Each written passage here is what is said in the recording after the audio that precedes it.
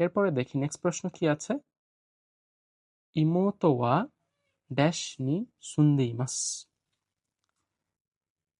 নি যেহেতু আছে তার মানে কি নির্দিষ্ট একটা জায়গা, যে ইমোতো মানে হচ্ছে ছোট বোন, ড্যাশ নি সুন্দেইমাস কোন একটা নির্দিষ্ট স্থানে বসবাস করছে। সুন্দেইমাস মানে কি বসবাস করা, কোন একটা জায়গায় বসবাস করছে, সেই জায়গার নামটা হচ্ছে বসবে শূন্যস্থানে।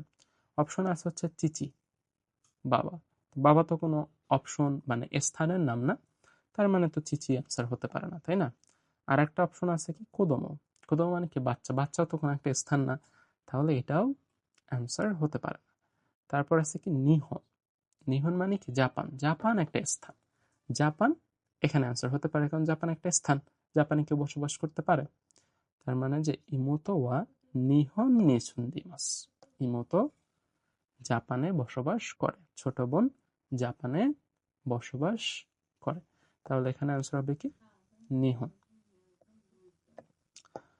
এরপরে 3 নম্বর প্রশ্নে কি আছে,